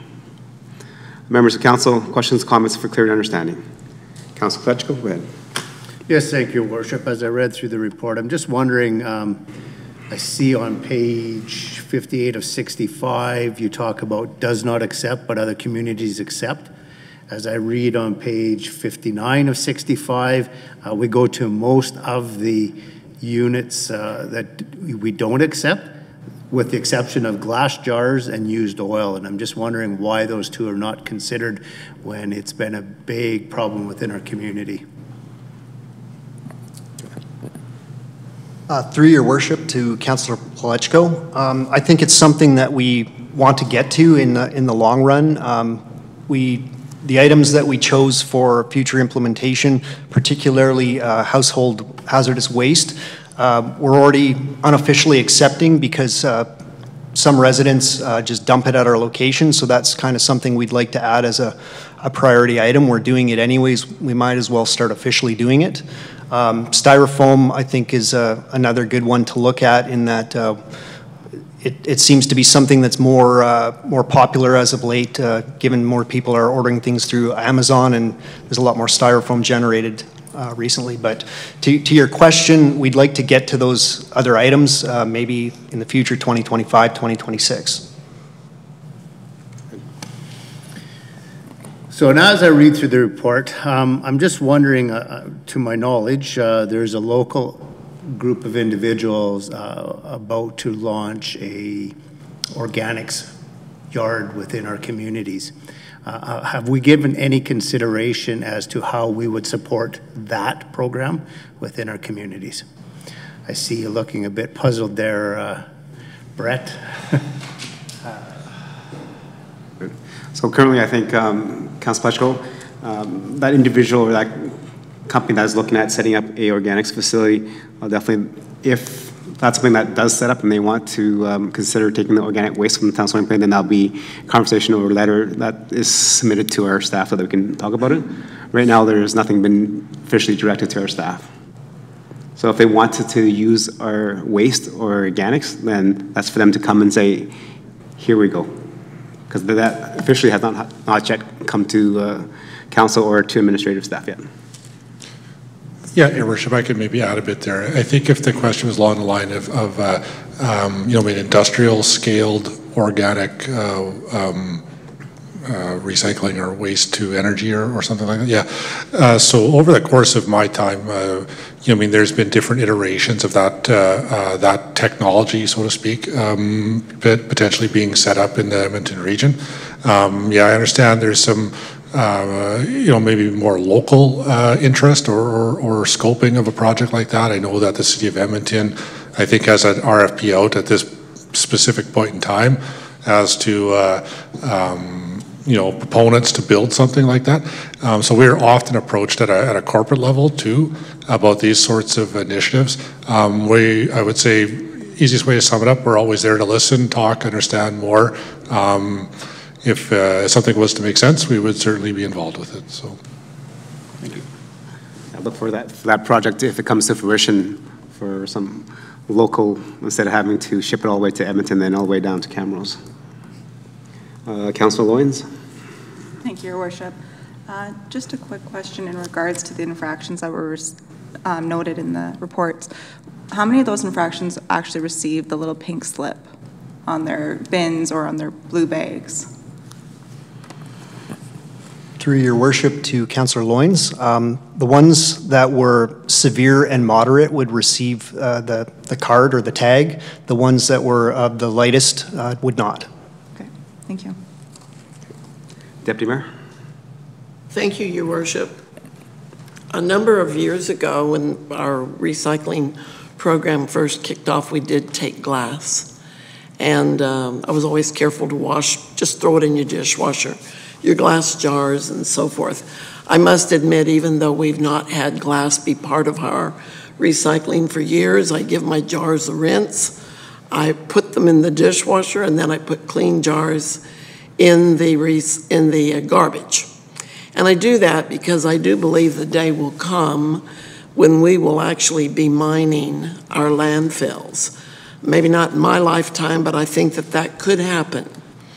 And that when we go to look for natural resources, it doesn't take rocket science to figure out that we have a wealth of this stuff buried in our landfills. And all we have to do is turn over dirt. Yes, it will be a messy job, but it's there. And I do believe that that's a source in the future for some of these things. It still bothers me, though, to put things like that in the garbage when they were indeed part of our recycling. A number of years ago, we were told that glass was not accepted because the facility to do the recycling was in the east, and large stockpiles of glass, broken glass, they would break it so that it would compact and store easier, that these were accumulating so that they could be shipped, scooped up and put on trains or whatever and shipped, but that there was nothing, no facility that was actually processing the glass. If people can just be told the why when things change, I think it alleviates some of the frustration, because when you bring everybody on board with certain things, we had groups, council participated in going to schools and showing up at various events so that children could be taught what was the recyclables, what was organics. Then they would go home and teach their families. Many people often said our children taught us how to recycle because it went right into the schools. I've said before, I'll say it again, and I'll say it probably several times before this term of council ends. We need to go back to another educational program because we've had a lot of changeover in our community. A lot of new people have come here, and some of the people who received this education in the past are no longer here, and others have taken their homes and moved into our community. So it would be good if somewhere along the line, not too far in the future, we could look at embarking on a new campaign to reteach the things we taught before. I'm wondering if that is something that would fall under the general managership or under the managership of your department, or if that is something that has to be generated out of communications, or what? How would that come about? Pardon me. Through your worship to Deputy Mayor, thank you for the question. Talking broadly about the education, you're absolutely right. The ways that the recycling habits and access to resources has changed a lot, even as many of us have grown up with it, and grown up with those that have taught us, as you brought up. So as we introduce new services, there's always an opportunity for us to work with our internal resources to provide information to residents and some forms of education, whether that be whether that's information available through the town's website on the services we're offering, how to use them. And there's also opportunities, Your Worship, through through dialogue with residents as they call and to explain how we have to sort the goals of our waste diversion and to allow people to understand why there are different cart options and the recycling bins. I know it's when I've spoken to residents in the past on this subject, it used to be one way, now it's a different way, and there's a dialogue there of what we're trying to accomplish, as you mentioned, to improve, to do better with our solid waste programs in the town and regionally as well. So is it outright said in here? No, but it's a component of it that comes as we change our services and as our services evolve with anything that we do. Thank you. Any other questions, clarity, understanding? Councilor Lowry, go ahead. Thank you, Your Worship. Just 4 questions that I went through on here. Starting on page 52, what I found very interesting is that there was only 72% of homes placed out for collection. That's 28% of homes, almost 30% of homes, didn't even put their bin out for collection. I know it wasn't necessarily the purpose of this audit, but were there any indications given as to why almost, over 25%, over a quarter of residents didn't even place their waste bin out for collection on their designated day? Your Worship, through to Councillor Lowry. I would have to say I was surprised at the number as well. I have talked with Spruce Grove, and they've conducted a little bit different survey, but they have a similar number, and their number is 80% when they completed it. So I would say, to me, 80% is low as well. So there could be a bunch of factors that I'm not aware. There might be people on vacation. People may not actually put out every week. I can say personally, I don't put out every cycle as well. So there could be a bunch of factors, but I would agree that number appears low, but there could. Awesome, thank you. And I was curious about that too, wondering, especially with the comments we hear about the desire for a smaller bin, if that's maybe the case, is that, within that 2-week span, in that expansive bin that they have, maybe they didn't feel that they even had enough to make worthwhile dragging it down to the curb. But yeah, unfortunately, there's really no way to tell, but I found that very surprising. On the following page, page 53, you talked about the infractions being at 63%. 63 in total infractions. When you listed the infractions, though, you mentioned cardboard. And my understanding is there's a couple of things for organics and cardboard. Is any cardboard that is food soiled, so if it has any type of grease, like a pizza box, for example, is actually supposed to be in the organics bin and not in the blue bag. And secondary, when you look through a lot of our information, particularly for the winter time, it talks about layering your organics bin and using articles like newspaper and cardboard to ensure that the bin empties completely. So I'm curious about the inclusion as cardboard as an infraction on the organic statistics when it's supposed to be there in a sense. Through Your Worship to Councillor Lowry. With respect to the organic stream, the infractions were only garbage or recycling. Okay. Cardboard would be an infraction in the garbage stream. Okay, sorry, and I thought I heard cardboard when you threw it. That's what was in my notes, so maybe I just misheard that. Page 55, where we talk about our diversion rates. You mentioned about the recycling center contributing to the 55% versus the 48% based on collection. But I didn't hear anything about our large item drop-off. And then further down, you mentioned Shred It, but you didn't mention whether Shred It was included in this. So those are programs that we use for diversion as well. Obviously, some stuff on large item drop-off probably does go to the waste stream, where others do go to different recycling streams. Are those numbers for the large item drop-off and Shred It included in that 55%? Or would that still have to be calculated in? Through your worship to Councillor Laurie, I actually had a conversation with the utility supervisor about this question today, and I don't know the answer to that. The waste item drop-off should be considered in the diversion. I don't know if it is, and the Shred It would go into the organics after that's done. Okay, is there any way that we can just get an email follow-up on that, just to confirm the numbers included, what's included in the numbers, or if we can get the numbers with the waste collection, or with the large item drop-off included? Your worship, through the Councillor Laurie, will endeavor to get an answer on that back through email. Okay, excellent, thank you. And then the last question I had in reference to page 60. We reference, and again, we know that these aren't necessarily plans, they're just potential future states, that there's lots of discussion that has to happen.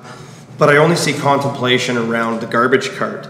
I've heard from a couple of residents, a handful throughout the town, of their desire for a larger organics cart or the ability to have a second organics cart based on the size of their property, in stating that even with weekly pickup throughout the summer, given the size of their property, the 240-liter bin is not sufficient to contain all of the grass clippings from their yard.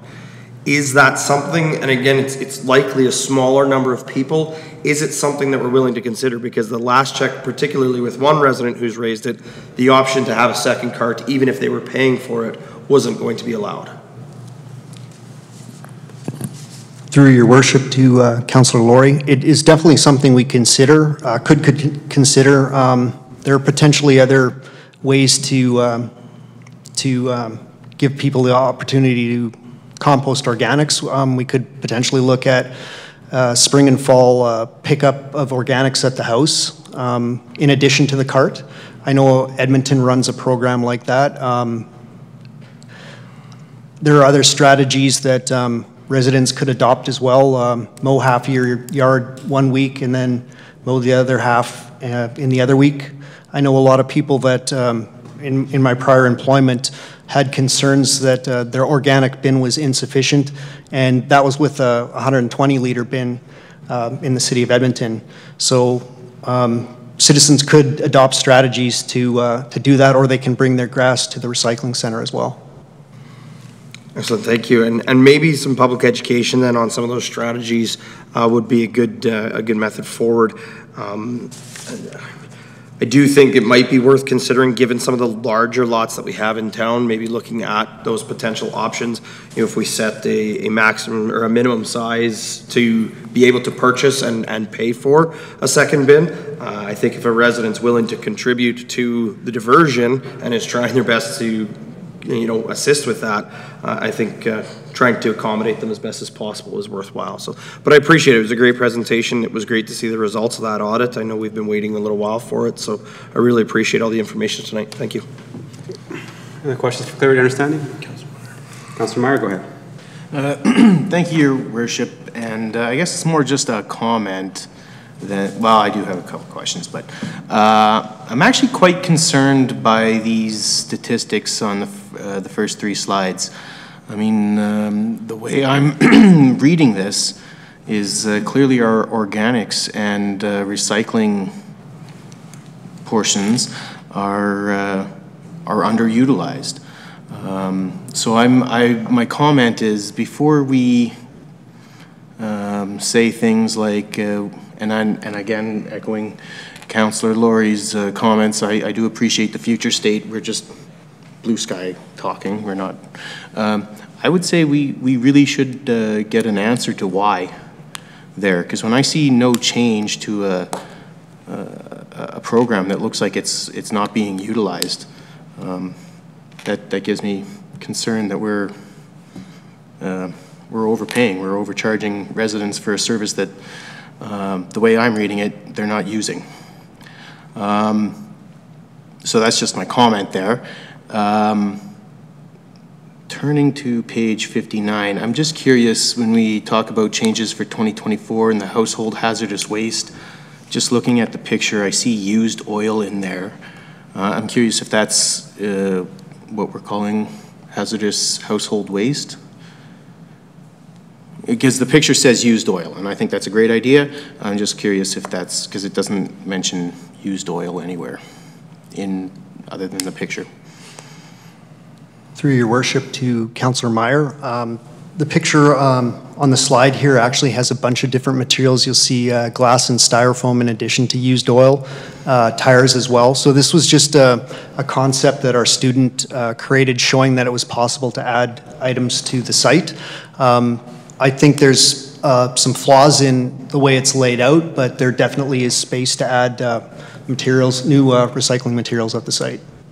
And just another question. I'm just curious also, the tire recycling, I'm curious if some consideration to, I see it's no cost to the residents, I imagine. I can't imagine it's no cost to the town. I'm curious if administration has any comments on that. Through your worship to Councillor Meyer, actually this program is supported by AMRA. So they would provide us with the receptacle, and also it would be no disposal costs on the tires. Oh, wonderful. Thank you. That's all the questions I have. Okay. Thank you. Any other questions for clarity and understanding? Okay. Seeing none, I'm just going to piggyback on Councillor Meyer's question regarding the tire recycling. I understand that's part of the Alberta Manufacturers Recycling Association, so it doesn't cost us anything. But in terms of why would we want to put this here when we can partner with the businesses in our community? We have Ontario Tire, we have Tirecraft, we have OK Tire, we have also the other dealerships that do sell tires that also collect tires. So if a resident is going to put it into their vehicle and drive it here, which then adds more traffic, all that good stuff, wouldn't it be just more convenient for them to drop it off at a tire shop? Your worship, that's definitely a possibility. I might suggest that a tire shop might not want to take old tires unless you were buying new tires from them. So this gives our residents may have old tires at their house or on another property, and it gives them just another outlet to dispose of those tires. And again, it's a no cost for the town. We would look at it as a pilot. If it's not getting sufficient utilization, we would definitely withdraw the service and utilize the space for something more productive. Okay, I appreciate that commentary. As you mentioned, that's no cost to us, then would it not be no cost to the tire shops? Like, wouldn't AMR just come pick it up and take it away?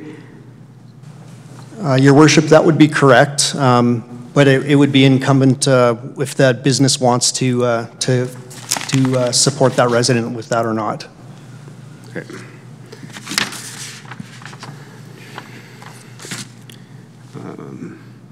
Okay, I think during the presentation you mentioned that there's a couple of attempts to break into the electronic sheds. Okay, explanation why that people like to break into the electronics recycling sheds? Your worship, we have residents that dispose of electronics. Not all of those electronics are necessarily dead. Some of them are functional. So we find that residents often take materials out of our electronics bins, and they'll bring them over to the front of Public Works, which has electrical outlets, and they will test them there, and then the things that don't work, they abandon at our front door, and the things that they want, they take. We've also found that they get into our paint aerosol can supplies. It's quite impressive, actually. They bring bolt cutters and zip disks and all sorts of things that you wouldn't imagine they would do. So we'd like to add, to fence in those more sensitive materials that we're experiencing problems with. Okay. Okay. Go ahead, Councillor Pletchko. I'll let you go. Yes, thank you, Your Worship. Just adding on to the question of the recycling of the of the electronics. Have we considered partnering with Shanked Computer Recycling out of Atchison? They're a business that provides bins to a number of places where they will take that and recycle it. They ship it off to a number of places. Through your worship to Councillor Pacheco, they may be our supplier. I would need to, just to be 100% certain, I think we need to get back to you through email, but they may actually in fact be where our electronics go. Thank you, appreciate that. Okay.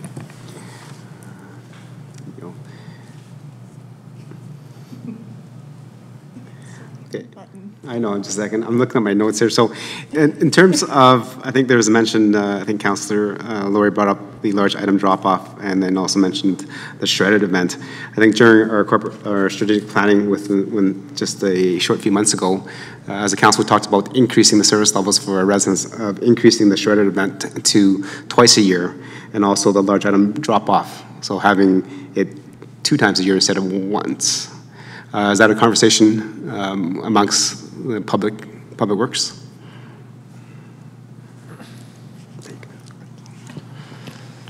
Your worship, through the your worship, pardon me. As of right now, it's what's presented here is the status quo for this particular update. It is something we're engaging internally to see what we can do for the service. If it's something we can extend to twice a year. Okay, Councillor Williams. Thank you, Worship. Just going off the shredded event, there were some conversations at Strat Plan in regards to it, and residents being turned away if they were shredding home business paperwork. Can you confirm or deny if that was the case?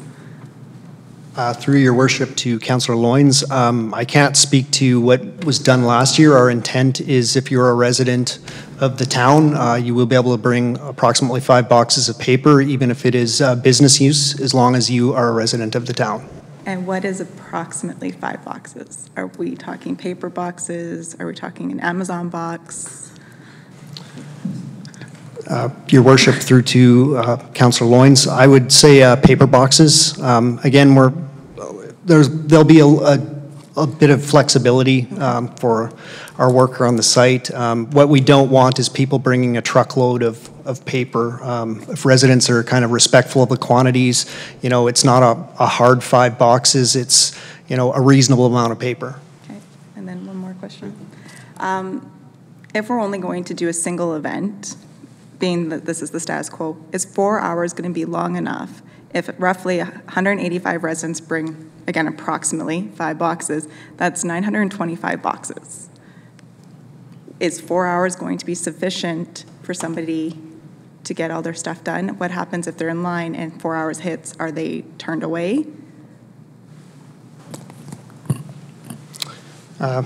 Through your worship to Councillor Loynes, that's a very good question. I know that we did 4 hours last year, and I did not hear any feedback that we needed to extend it. We could look at extending the event to 5 hours or 6 hours, but we haven't really considered that yet. Okay, thank you. Councillor Hanson, you had your hand up. Go ahead. I did. A couple of things, Mr. Mayor. I have heard from residents that they really appreciate the shredded event, but they did need to be able to bring more paper. I'm not sure 5 was the limit last time. It may have been. People save their paper all year to not put it in the trash. They can put certain things in their recycle bins.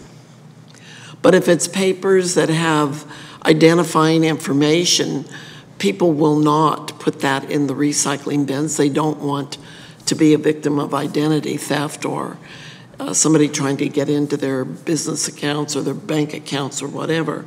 I have had people ask, can we not have it for at least a couple of more hours on the shredded day, or have 2 separate events and then limit, if we're limited to 2 boxes, 5 boxes, whatever it is, then at least we can dump it. They're piling this up in their garages or a storage shed and then bringing it and then finding that it really doesn't meet the need for ridding their property of these items.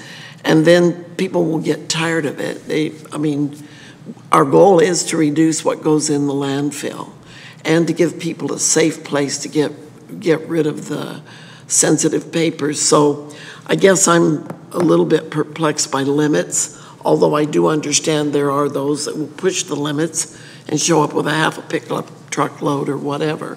So just a suggestion, I have heard that people, if you go on chat sites after the event, lots of people are saying, I wish it was longer. I had to work all day today. I had stuff to bring, but I couldn't do it that day. I had nobody to take it for me.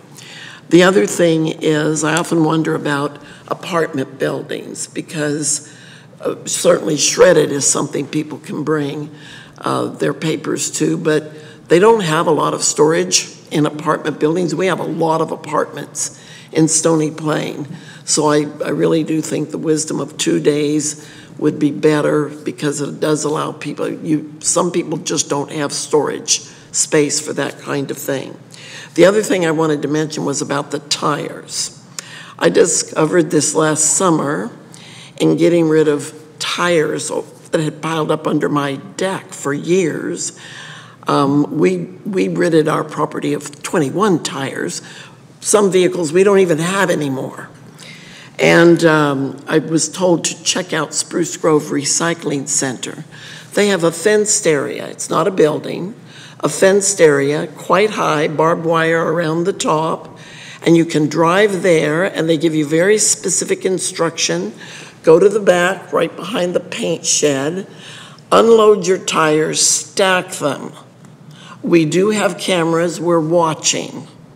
You stack them neatly, one on top of the other. That allows us to take a maximum number of tires and not just have them helter-skelter all over the yard where eventually it becomes not usable for people. So I had to have somebody go with me because I couldn't even lift the tires to the heights. Some of those were like 7, 8 tires tall in the stacks. I couldn't do that. But they don't charge to do it there. I also asked 2 places where we have purchased tires if they would take our tires. Keep in mind, I had 21 of them to get rid of last year. And I was told there is a recycling fee charged when you buy tires that are supposed to help cover off the cost of getting rid of them. But most of the business owners have a small area to deal with the tires when they're selling new tires and changing out the old tires. They don't want everybody's tires because they soon would not have room to store the tires they take off of the vehicles when they're putting new tires on them. So I don't think it's right to ask a business owner if they take the onus of tires when they aren't getting the benefit of selling tires to that particular person. But a recycle setup like they've got in Spruce Grove is quite good, and Spruce Grove didn't differentiate with us being Stony Plain residents or Spruce Grove people or Parkland County even. They just took the tires, no argument. But you better be careful how you put them in their compound. So I know it can be done, and I know it's greatly appreciated, and we're really glad to have that space back clear under our deck. So that if there was a fire or something, it wouldn't just be an ongoing, difficult to put out fire situation. Good. Thanks for your comments, Councillor Hansard. Deputy Mayor, appreciate that. Any questions or comments for clarity and understanding? Okay. Just a comment and a question. I think I'm glad to hear that our manager said that having a gated facility is not looked upon or not favored, so which is really good. I appreciate that having the access 24 hours a day, 365 days a week, that if we needed to drop things off at different times, that is still accessible. There was mentioned that we have a permanent full-time position, a 0.7 position that monitors this site. How does that kind of impact the usage or the efficiency of this? In terms of like 0.7, is it just to monitor the electronics or monitor something that's not supposed to be there?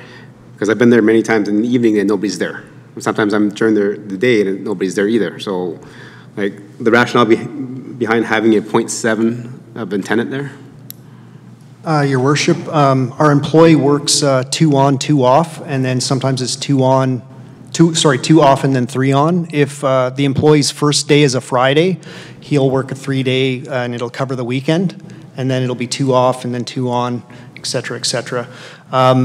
Typically, when he's not there, there's generally some cleanup when he comes back, but overall, I think he does a pretty decent job of keeping the site in order. Okay.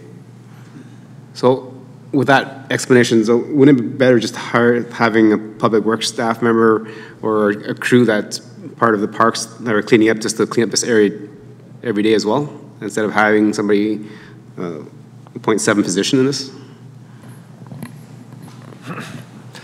Your worship, thank you for the question. So the effectiveness of having someone on site allows for some clarity for the residents when they are present, and also, as the manager mentioned, there are times where some of the accumulation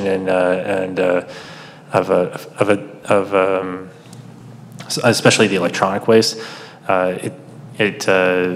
it's good for there to be a person that understands the site specifically, so that they can take an address and make sure that things go to where they're supposed to be. That's not to say that if we had a rolling person, rolling individual through the town's operator side go through, that we couldn't do that. But having a dedicated person is a good resource to support the facility in the way it's meant to be, I guess, well managed on the site.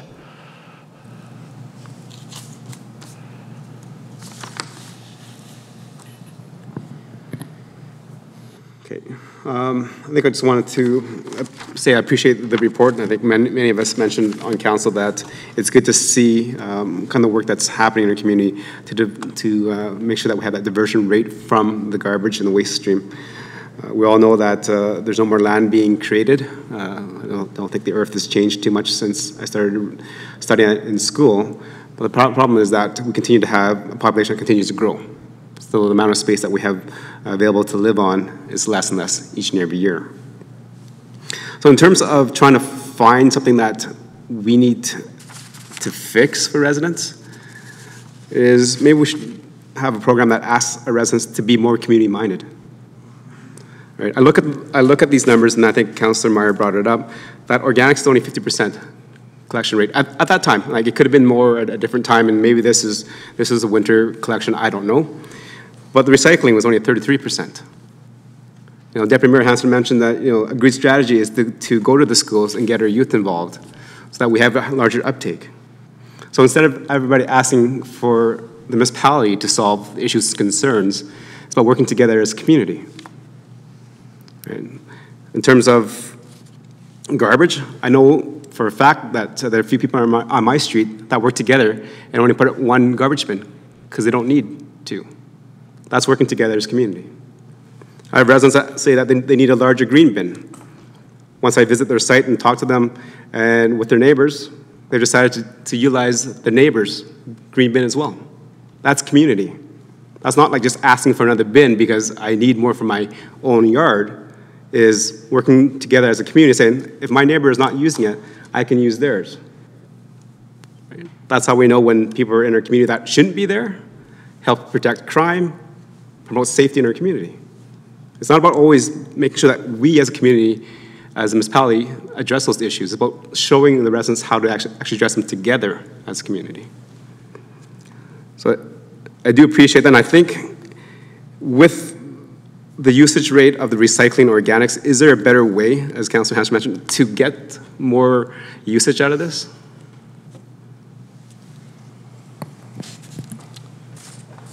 Your Worship, I think one of the prime ways to do that is education.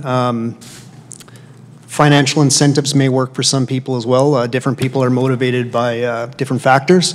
I would suggest that actually, although our numbers appear low, I did reach out to Spruce Grove, and I can quote the numbers they provided me. Their organics has a 30% rate, and it's 58% in the summer. So our numbers aren't that different, and the recycling is 37% and 28% in the summer. So we're not low compared to others. Okay, thank you. Another question in terms of page 16 on the future state. I think this is, like as mentioned by administration, this is not anything that will happen or may not happen or could happen. But in terms of, you know, having different size card options, there's no mention about maybe something which other municipalities have done that I've seen work really well is have a tag-a-bag option. So we keep the option or the garbage cart the same size, but we allow residents to buy X number of tag-a-bags that, you know, in terms of having those birthday events or celebrations that will maybe generate more garbage than usual, to be able to use those tags. So instead of having, like, again, trying to solve everybody's problems to make everybody happy, is to make a system where, you know, people can work together as a community to make this work. So if I have a bag, for example, if I live and I have 5 extra tags each and every year that I can use as part of my service level, if I don't use it, and I know my neighbors, because they have twins, they have a birthday party which generates way more garbage than a normal birthday party would, is to actually let them use one of my tags. So that kind of builds that community feel. Like, but there was nothing mentioned about having that as a future state. Your worship, on the slide I'll pull up here, we are considering extra garbage as sorry, wrong slide. Extra waste drop-off for 2024, and that would be, if we implemented that, there would have to definitely be a charge, something we haven't sorted out all the details yet, but I think it fills the intent of what you're getting at. Okay. Okay, I think that's all the questions I had, so thank you. Members of Council? No. With that, Councillor Meyer for motion, please. Yes, thank you. That the 2023 waste progress update be accepted for information. Thank you. Members of Council, any questions, comments, and debate on the motion? Just a comment. Go ahead. Councillor Loyens. It says that we're going to be getting, I have to find it now, I apologize. The update, this was the update, I mean, I lost my train of thought. Sorry. We were getting something to vote on at a later date. The update. Do you know what I'm talking about now? Well. Yes. So I think administration mentioned that if there is any changes to the current waste system or diversion rate or model, that will come back through the town's waste management bylaw. Yes, that's the bylaw. And, thank you. Do we have a date? At this point in time, it's not coming back because it's still in the conversation of how the future state should be. Okay, thank you. Glad you answered my question. Thank you. Any other questions?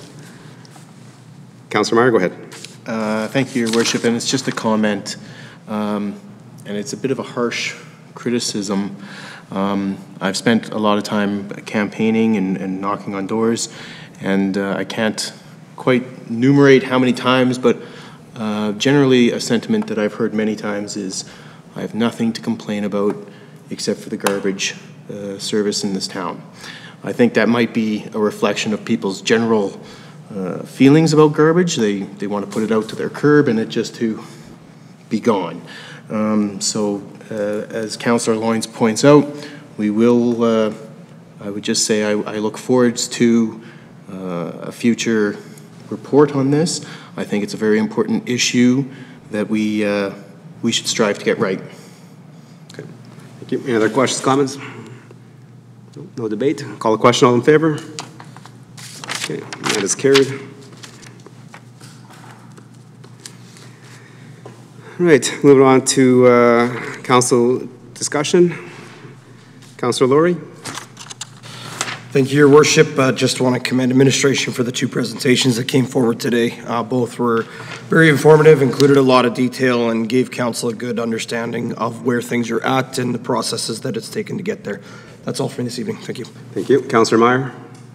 Thank you, Mayor Choi. I will take a pass this evening. Thank you. Councillor Loyens. Nothing for me this evening. Councillor Hansford, Deputy Mayor.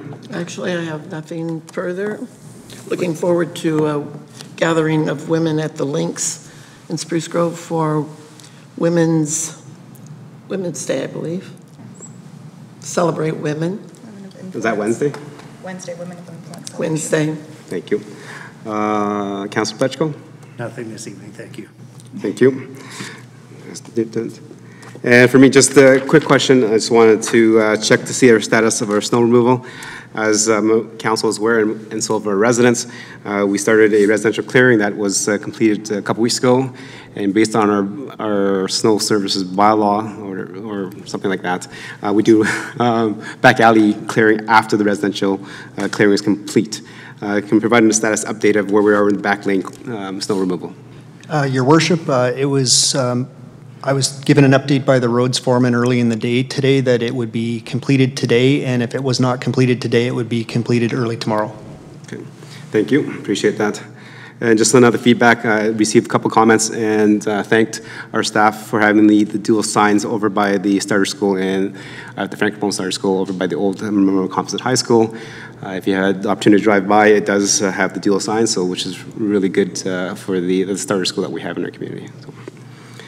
With that, number 8 is closed meetings. We don't have any scheduled. So before adjournment, members of council, I think you noticed there's 2 people that are sitting in our administrative desk that we have not seen before. And 2 are yes. Our left is the manager, Dean, that has been with us for quite a few months now, but have not presented, so this is your first time. So please provide a little update about yourself. Thank you, Your Worship. I'm rolling up on the 6-month mark here shortly for my tenure with the town. I've been a resident of the Edmonton Capital Region since 2008. I'm a mechanical engineer by trade.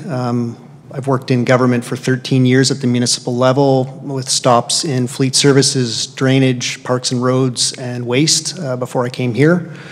On a personal level, I like playing sports and I like automobiles. Well, welcome to our community. Thank you. And then also to our right, we have a new face there as well, and then we have manager of legislative services. So please introduce yourself. Thank you, through your worship, to council. My name is Teresa Olson. I am actually from the Parkland, Lac St. Anne area, born and raised. Raised my daughter here. She went off to university.